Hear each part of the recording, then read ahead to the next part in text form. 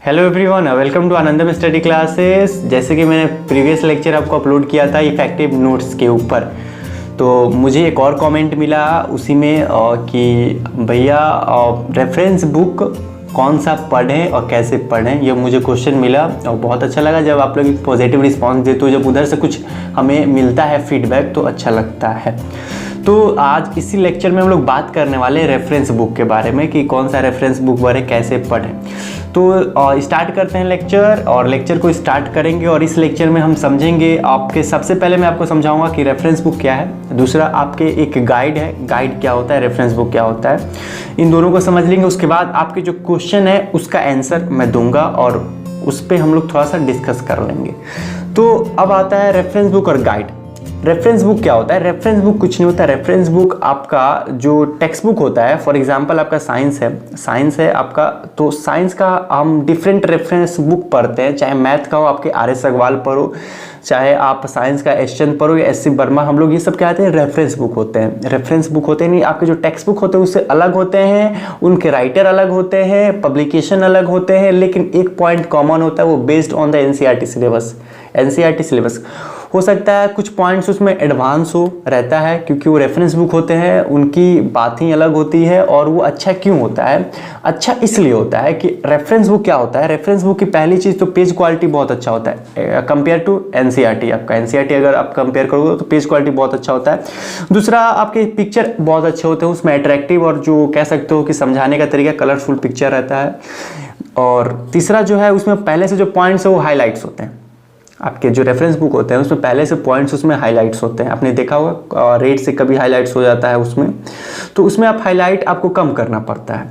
और आपका second point है क्या कि प्रॉपर डिफिनीशन होते हैं उसमें, मतलब रेफरेंस बुक में प्रॉपर डिफिनीशन अगर आप पढ़ते हो तो आपको पता ही होगा कि रेफरेंस बुक होते हैं उसमें एक प्रॉपर डिफिनीशन, मतलब एक कह सकते हो डिफिनीशन सेपरेट रहता है अच्छे से आपके, वहाँ भी आपको डिफिनीशन हाईलाइट मिलता है।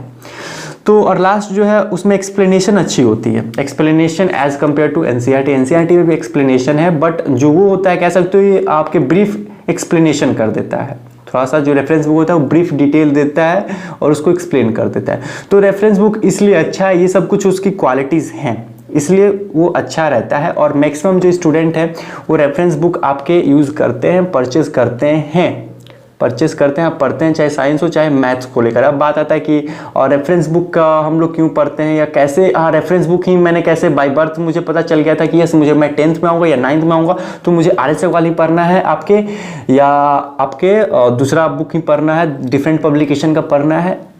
तो बाय बर्थ ही आया नहीं है, और बाय बर्थ नहीं है। अगर मैं अपनी एग्जांपल लूँ तो हमें क्या होता है कि मैं भी आपकी क्लास 9th और 10th पढ़ा हूँ। तो जब मैं 9th में था या 8 में था, तो नेक्स्ट क्लास जब मैं मूव कर रहा था आपके 9th में आ रहा था, तो स्पेशली क्या होता है कि जो हमारे सीनियर्स हैं, सीनियर्स को देखते हैं 9th और भैया से पूछो तो भैया मैथ में भैया का RS अग्रवाल भैया पढ़ते हैं, आपके साइंस में तो एस चंद पढ़ते हैं, वो बुक भैया आप क्यों पढ़ते हो? तो नहीं, वो अच्छा रहता है, उसमें अच्छा एक्सप्लेनेशन रहता है।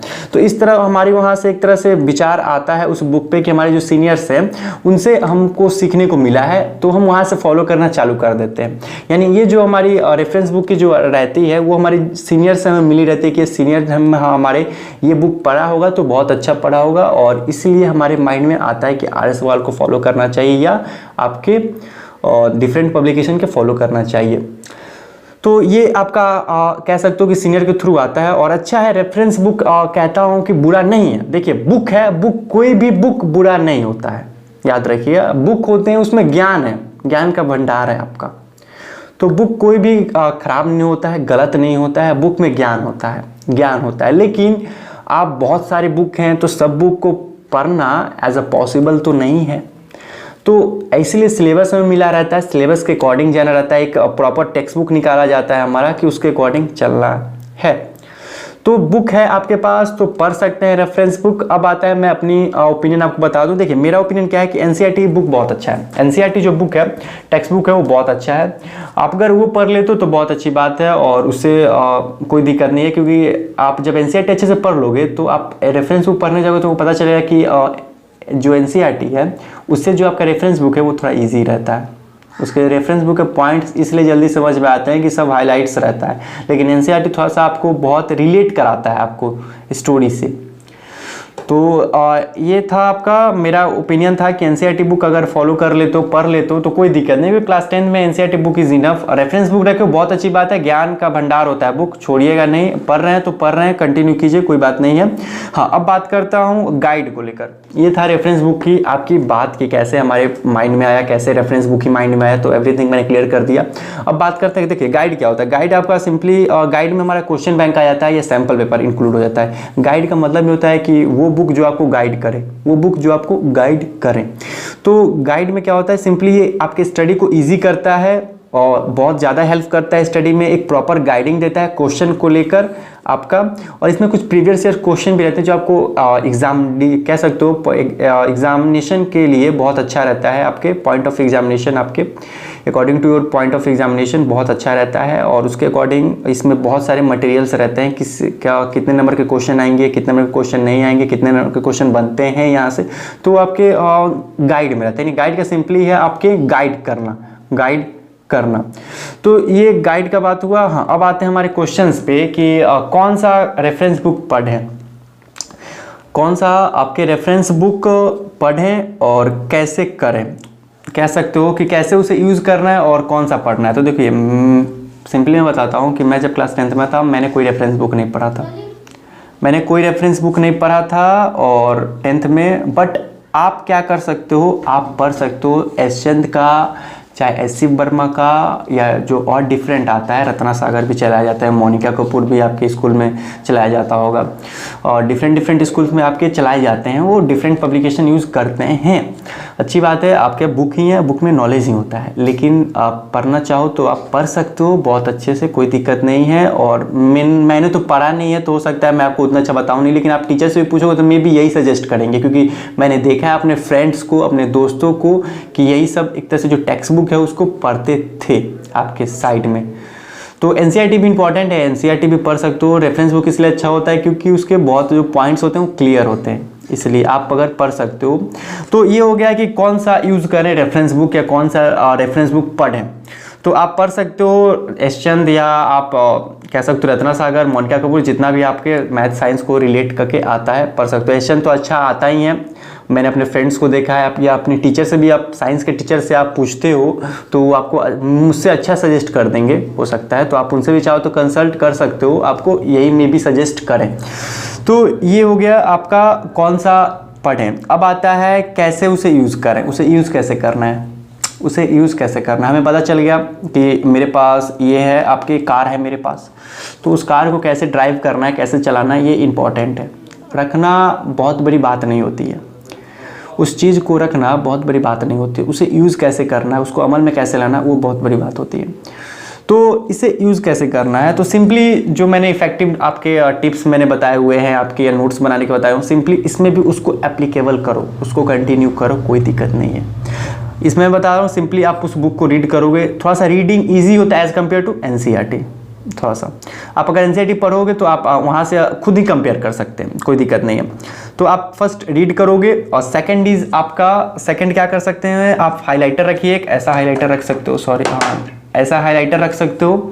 और जो हाइलाइटर का यूज़ क्या कर सकते हो, हाईलाइट करने का काम है मेनली, तो हाईलाइट कर दीजिएगा आप जो पॉइंट्स होगा उसको। और कोई मैं नेक्स्ट पॉइंट की तरफ बढ़ूँ तो क्या होता है, उसमें डिफिनीशन जो होते हैं वो अच्छे होते हैं, यानी जो डिफिनीशन है आपको वो थोड़ा सा सेपरेट रहता है, अच्छा रहता है। जो डिफिनीशन आपको अच्छा लगे, इजी लगे, उसको क्या करना है अपने नोट्स में उतार सकते हैं आप, कोई दिक्कत नहीं है वहाँ। हाँ, अब बात है कि हाँ बेनिफिट इसमें क्या रहता है, एक मेन बेनिफिट रहता है रेफरेंस बुक से नोट्स बनाने का, कि इसमें जो पहले से पॉइंट्स हाईलाइट रहते हैं, पहले से पॉइंट्स इसमें हाईलाइट रहते हैं, याद रखिए इसमें पहले से पॉइंट्स आपके हाईलाइट रहते हैं, इसलिए थोड़ा इजी होता है, बहुत अच्छा रहता है। तो यहाँ हमें क्या समझने को आया कि आप समझ सकते हो कि मैं यहाँ आपको सजेस्ट कर रहा हूँ कि आप रेफरेंस बुक पढ़ सकते हैं, कोई दिक्कत नहीं है, पढ़ना चाहें तो इजी भी रहता है आपके नोट्स बनाने में थोड़ा सा। और आजकल के टाइम में आपके रेफरेंस बुक हम लोग पढ़ते हैं, रेफरेंस बुक में ही थोड़ा फाउंडेशन आ जाता है आपके, कि इन फ्यूचर आपको जो स्ट्रीम करना है, जिस स्ट्रीम से जाना है। लेकिन ये बात है, मैथ साइंस का रेफरेंस बुक आता है, लेकिन जनरली हमारे स्कूल में भी मैथ साइंस का ही रेफरेंस बुक चलाया जाता है। लेकिन इंग्लिश को लेकर वो कहें आपका, चाहे एसएसटी को लेकर कहें तो उसका कोई रेफरेंस बुक नहीं चलता है। मैंने एनसीईआरटी उसका पढ़ा है, और उसका रेफरेंस बुक मेरे अंदर भी एक बार क्वेश्चन आया कि इसका एसएसटी का क्यों नहीं रेफरेंस बुक चला जाता। तो मेरे माइंड में आया कि नहीं, मार्केट में एसएसटी और भले सॉरी आपका साइंस और जो मैथ है उसका बहुत ज़्यादा आता है। ऐसी बात नहीं, एसएसटी का भी रेफरेंस बुक आपको मिलता है, बट मैंने अभी तक परचेज़ नहीं किया है। लेकिन जो आपका ये है साइंस मैथ, इसका बहुत ज़्यादा आपका पड़ा हुआ है रेफरेंस बुक, अच्छे डिफरेंट राइटर्स का आपका है मैथ साइंस को लेकर और रेफरेंस बुक। तो आप चाहो तो मैंने जो सजेस्ट किया उसके साथ जा सकते हैं, नहीं तो आप जो अपने जो टीचर्स हैं उनसे कंसल्ट करके और उनसे बहुत अच्छा आप सजेस्ट कर सकते हो। लेकिन मेरा एक मोटो रहेगा कि आप क्या करो कि एनसीईआरटी पढ़ सकते हो तो वही कंटिन्यू करो, बहुत अच्छा है। क्योंकि अगर वो बुक आप पढ़ना समझ लिए तो आप कोई भी बुक अच्छे से पढ़ सकते हो। तो ये हो गया रेफरेंस बुक की बात। हाँ, गाइड का मैंने इंपॉर्टेंस बता दिया यहाँ पे, और यहाँ मैं बता रहा हूँ कि कौन सा गाइड लें। ये भी क्वेश्चन आ जाएगा मुझे कमेंट में मिल सकता है नेक्स्ट कमेंट में कि भैया गाइड कौन सा लें। तो सिंपली मैं बताऊँ, देखो मेरे टाइम में अपने एक्सपीरियंस, मैं किसी कह सकते हो कि डिफरेंट गाइड है उसका मैं आपको यहाँ प्रचार नहीं करूँगा, एडवर्टाइजमेंट नहीं करूँगा आपका। तो सिंपली जो मैंने क्लास 10th में गाइड यूज़ किया था वो ओसवाल था। ओसवाल का जो गाइड आता है आपका, उसका सैम्पल पेपर और एक क्वेश्चन बैंक के नाम पे आता है आपका, वो परचेज कर सकते हो। उसका बेनिफिट क्या होता है, देखो अच्छा क्यों है और उसका बेनिफिट क्या है। बेनिफिट उसका ये है कि जो उसमें कंटेंट होता है ओसवाल का वो अच्छा होता है, माइंड मैप होते हैं आपके, एक अच्छा कह सकते हो पॉइंट्स रहते हैं आपके, और रिवीजन नोट्स भी प्रोवाइड करता है उसमें आपका, और प्रॉपर पॉइंट्स होते हैं आपके। जब चैप्टर वाइज चैप्टर आप मूव करोगे तो वहाँ चैप्टर के सभी डिफिनीशन अलग हो जाते हैं, सेपरेट हो जाते हैं आपके।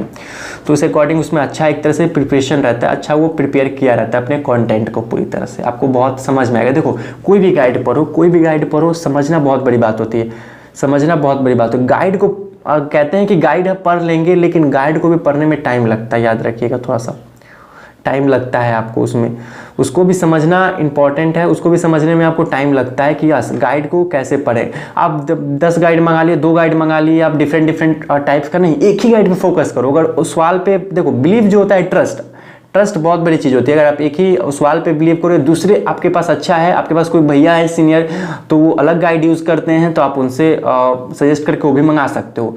लेकिन इतना रखिए कि आप किस गाइड से ज़्यादा समझ सकते हो उस गाइड को फॉलो कीजिएगा, क्योंकि आप उस गाइड्स को देखो, गाइड्स को भी समझना बहुत बड़ी बात होती है कि इस गाइड बुक को अगर उस वाले तो मैं इसको समझ पा रहा हूँ जल्दी, कि जो दूसरा गाइड्स है उसको समझ पा रहा हूँ जल्दी।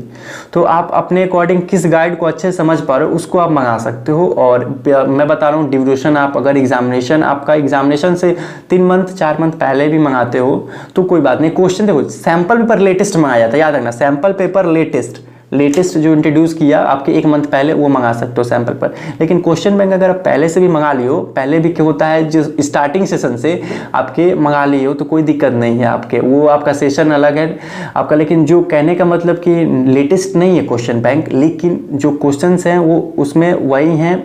लेटेस्ट में क्या होता है कि थोड़ा सा प्रीवियस ईयर का ऐड करता है, बट आपके क्वेश्चन बैंक आपने पुराने का भी मंगा लिया तो कोई दिक्कत नहीं है, आपको वो हेल्प करेगा ही करेगा, क्योंकि चैप्टर्स के अच्छे कंटेंट उसमें रहते हैं। रिवीजन में काम आता है गाइड, आपको प्रॉपर गाइडेंस आपको मिल जाता है आपके गाइड से। तो याद रखिएगा, एक गाइड पे आप ट्रस्ट कीजिए अच्छे से। और रेफरेंस बुक क्या करना है आपको, रेफरेंस बुक आपको फॉलो करना है तो कर सकते हैं, कोई दिक्कत नहीं है। रेफरेंस बुक आपको नोट्स बनाने में अच्छा हेल्प करेगा। और साइंस मैथ को लेकर ही हम लोग क्या करते हैं, रेफरेंस बुक रखते हैं सिंपली, और सब्जेक्ट का तो आप रेफरेंस बुक रखते ही नहीं हो। लेकिन गाइड जो होता है वो सबका आता है, चाहे इंग्लिश, हिंदी, मैथ, साइंस, आपका सबका गाइड आपके उस सवाल जो है वो निकालते हैं, तो आप गाइड खरीद सकते हो। अब आता है कि भैया रेफरेंस बुक पढ़ें कि गाइड पढ़ें, अब ये भी क्वेश्चन आ सकता है। मैं कभी कभी आपके जगह रह कर भी सोचता हूँ कि क्या आ सकता है क्वेश्चन। तो देखिए, आप ये भी क्वेश्चन कर सकते हो कि भैया गाइड अच्छा है कि रेफरेंस बुक अच्छा है, किसी का क्वेश्चन आ सकता है। देखिए गाइड में रेफरेंस बुक, मैक्सिमम लोग आप लोग रेफरेंस बुक पढ़ते हो, मुझे पता है रेफरेंस बुक आप लोग पढ़ते हो। आपको कोई टेक्स्ट बुक पढ़ने के लिए नहीं बोलेगा, लेकिन आप रेफरेंस बुक खरीद के आपके घर में आपको मिल जाएगा। अगर आपके घर में कह सकते हो कि चेक करना हो तो आपको घर से एनसीईआरटी बुक कम निकल सकता है, लेकिन रेफरेंस बुक ज़्यादा निकलेगा। अच्छी बात है, बुक रखना चाहिए आपका, और रेफरेंस बुक भी अच्छा है, बुरा नहीं होता। तो देखिए रेफरेंस बुक जो है वो रेफरेंस बुक है, लेकिन जो गाइड है। रेफरेंस बुक एज आपके टेक्स्ट बुक की तरह होता है, एज टेक्स्ट बुक की तरह होता है। लेकिन जो गाइड होता है वो गाइड होता है, यानी वो आपको गाइड करता है। उसमें क्वेश्चन होते हैं आपके, प्रॉपर गाइडेंस आपके होते हैं, किस टाइप का कितना क्वेश्चन बनेगा वो सब रहता है। लेकिन reference book as your text book होता है, बस राइटर चेंज होते हैं, कुछ अट्रैक्टिव होता है और बहुत अच्छा होता है एज कम्पेयर टू एनसीईआरटी। तो पढ़े कौन सा, अगर आप एनसीईआरटी थोड़ा सा भी रीड कर दो, 20-30% करते हो हो तो आपको लगे कि नहीं मुझे रेफरेंस बुक नहीं पढ़ना है, लगे कि मुझे रेफरेंस बुक नहीं पढ़ना है, तो आप नहीं पढ़ सकते हो, कोई दिक्कत नहीं, गाइड मंगा लो, गाइड के साथ कंटिन्यू कर सकते हो। लेकिन जिनको आपका इन फ्यूचर आपके IIT नीट ये सब करना है तो रेफरेंस बुक को मंगा सकते हैं, कोई दिक्कत नहीं है, आपके फर्दर उसको भी कंटिन्यू कर सकते हैं। लेकिन आपको कम पढ़ना है, रेफरेंस बुक पढ़ने की इच्छा नहीं होती है तो आप गाइड के साथ कंटिन्यू कर सकते हो, गाइड के साथ कंटिन्यू कर सकते हो। और जो रेफरेंस बुक पढ़ते हैं अच्छी बात है, यानी रेफरेंस बुक पढ़ते हैं यानी टाइम देते होंगे स्टडी में, सिंपली मतलब टाइम निकालते होंगे रेफरेंस बुक के लिए, तो वो गाइड भी मंगा सकते हैं, कोई दिक्कत नहीं है। लेकिन जो रेफरेंस बुक कम पढ़ना चाहे वो गाइड के साथ कंटिन्यू कर सकते हैं, कोई दिक्कत नहीं है। तो लेक्चर को एंड करते हैं, और लेक्चर को एंड करते हैं आपका, और कुछ नहीं है, और जितना हुआ मैंने आपको क्लियर कर दिया।